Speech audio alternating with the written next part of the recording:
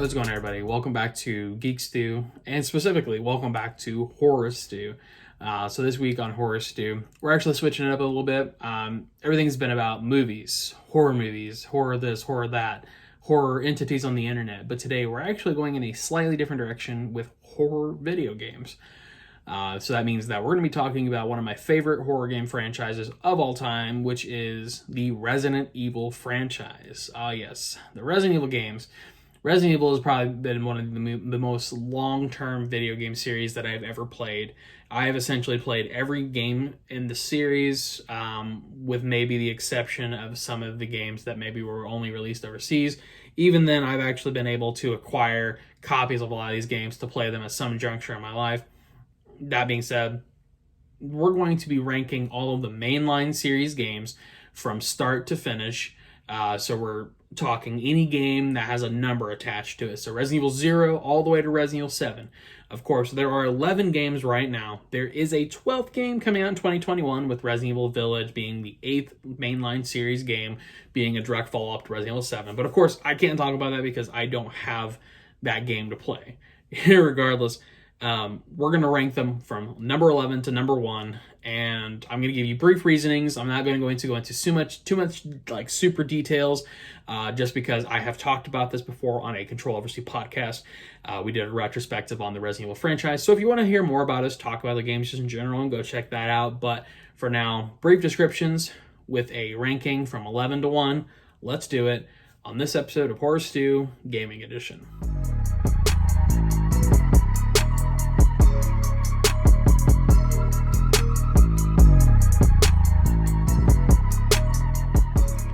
All right, folks.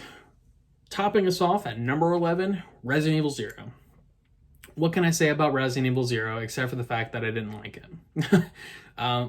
Resident Evil 0 came out in 2002 on the tail of Resident Evil remake of the original game. Resident Evil 0 wasn't a horrible game. It was just not a great game. This game was just, in my opinion, didn't really fit into the timeline really well. You had a very contradicting game come out the same year with Resident Evil 1 Remake. Resident Evil 1 Remake has Rebecca Chambers in the game, and with Rebecca Chambers being in that game, it doesn't make sense that she was also somehow in Resident Evil 0. So to me, it's a continuity error, but it's also just not a great game. It has very clunky, co-op / bot mechanics. It has some interesting features such as like the Wesker mode and everything else, but overall, not my favorite game, and didn't really care for it too much. But if you've never played it, give it a shot. Maybe you'll like it, but I didn't. But irregardless, that takes us to number 10, and I'm going to give it to the Resident Evil 3 remake. Now, I know what you're saying. Resident Evil 3 remake was great, sure, but it was too short. It was a spit in the face to Resident Evil fans, which I've talked about more on the Controversy podcast. But basically, the Resident Evil 3 game was just a addition to the Resident Evil, whatever, I cannot remember the name of the game that came with it. Irregardless, basically, Resident Evil 3 Remake, which was in 2020, was a very short remake of the original game from 1999, and it was a secondary. It was basically a $60 game, but this was like the side game, and it was a lot of fun. But it didn't live up to the hype of the original game. Didn't have nearly any of the things that we needed, but we still got the game. It's fun, but I'm not happy about the fact that it's just a half-assed game with no additional content. Basically, we just have the game and that's it. So that's why I don't like it. That's why it's number 10. That's why it's going to stay there. That being said, number 9, Resident Evil 1 Remake. So the Resident Evil 1 Remake was in 2002. This game was actually good. Not going to say it wasn't. But Resident Evil 1 Remake did have some flaws. There were some things about the game that just made the game inherently difficult. That kind of made it clunky for a first-time playthrough. This was a much better graphic game, but it was not much better in regards to the mechanics. So we had the same old clunky tank mechanics in a 2000s game that we had from a 90s game. So obviously the original Resident Evil is from 96, and essentially we had the same movement, aiming, and shooting mechanics as the original Resident Evil game in a game that was supposed to be better. Now, obviously, in more recent years, we have gotten remakes and everything else that I feel like do kind of correct some of the issues with the original game. But irregardless, Resident Evil 1 Remake sticks at number 9, leading us to number 8, which is Resident Evil 6. Resident Evil 6 came out in 2012. 2012 was a very turbulent year for Resident Evil because the other games that we got that year, which were not main title games, we had Resident Evil Revelations and Resident Evil Operation Raccoon City. Resident Evil Revelations was a good game. However, it was a port from a Nintendo DS game. It started out on the 3DS and then was ported to the PlayStation and the Xbox. So it kind of felt like it was a port, and I feel like had they actually made the game directly for an Xbox and PlayStation 3 and then ported it to the 3DS, maybe it would be better. But Revelations was all right. Revelations 2 was really good. But we also had Operation Raccoon City, which just wasn't great at all. I've made my dislike for that very vocal on the Control Over C podcast. Basically, Operation Raccoon City is a piece of garbage in my opinion. Hate it. Would never play it again. Resident Evil 6 came out in 2012. Of course, a lot of people basically over the board, they dislike Resident Evil 6. Resident Evil 6 just wasn't up to par for what I think a Resident Evil game should be. It was more of an action game, and it had some interesting things that it came out with in 2012. It had some interesting stories, but it really lacked. That being said, it was also kind of half-cooked. You had the Ada campaign, which was supposed to be a great DLC, but it was half-baked, and they had to issue patches after the fact to make it playable. So Resident Evil 6 is just kind of a mad game for me. I would still play it. I have gone back and played it in recent years, and it's all right. But honestly, this leads us right up into the next Resident Evil game at number 7, which is Resident Evil 5. Now, Resident Evil 5, again, fell into the same issues Resident Evil 6 did. Obviously, it came before it. But it is, in addition, the same issue that we have with Resident Evil 6 is that it's more of an action game than anything.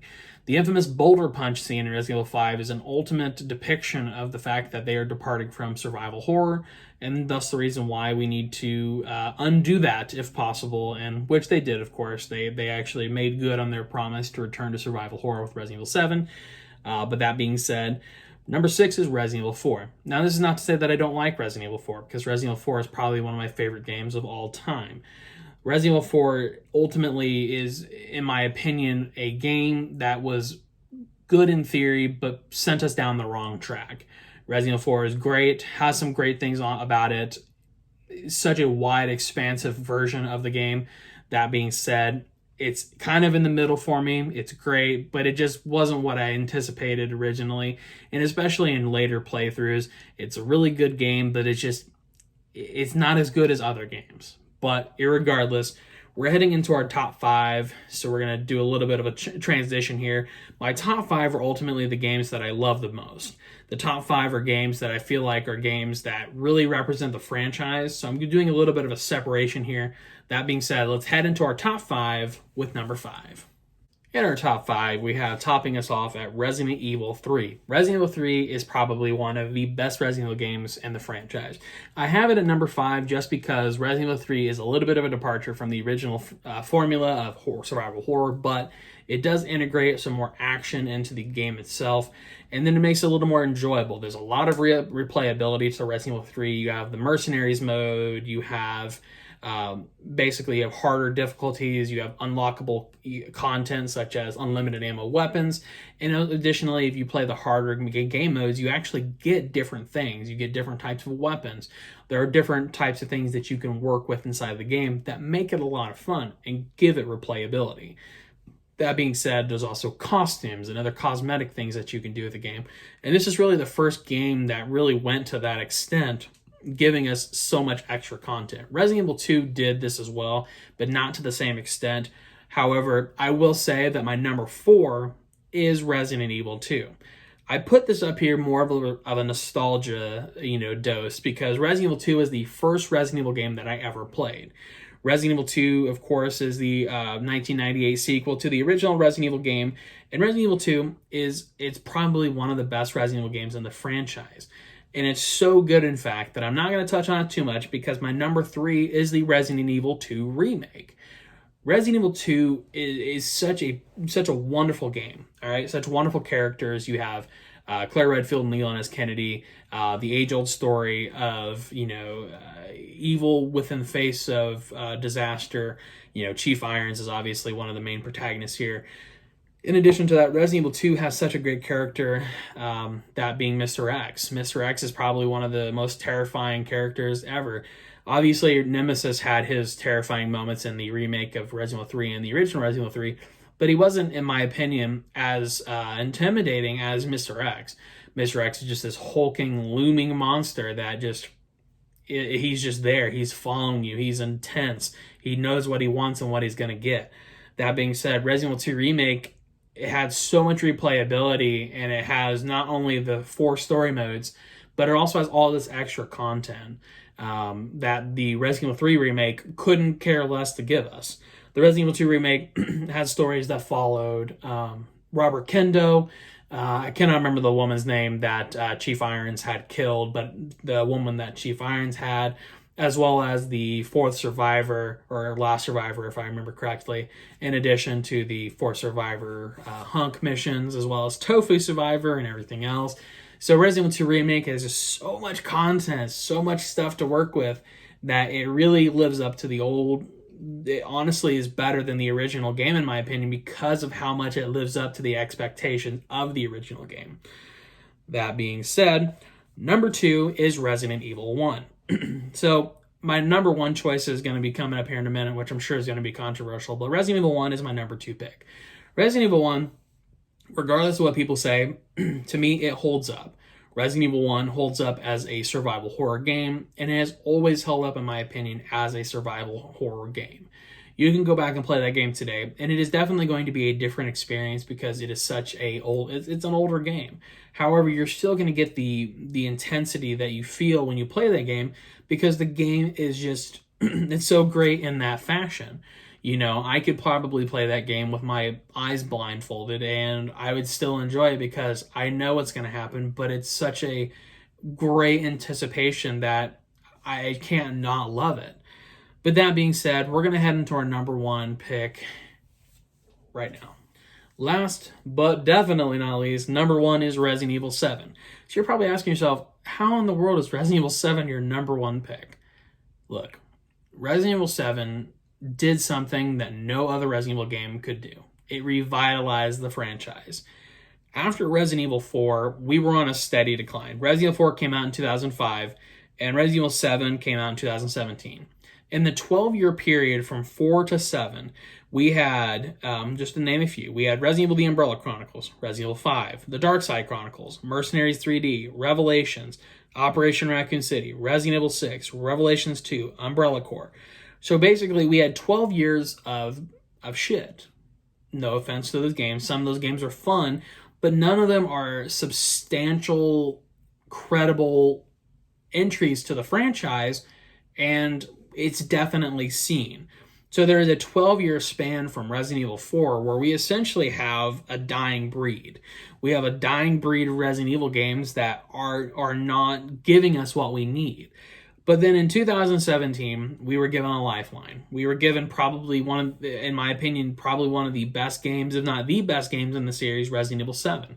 Resident Evil 7 is definitely a departure from the original format and the original formula, but it does so in a positive way.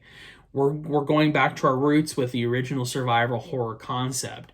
Ammo and health conservation are so important in Resident Evil 7 that it really makes it feel like you're playing an original Resident Evil game.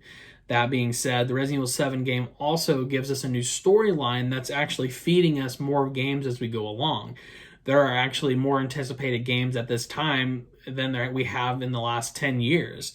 With Resident Evil Village coming out in 2021, and then in addition to that, there are other ideas with Capcom that they have for additional Resident Evil games that are going to continue the story.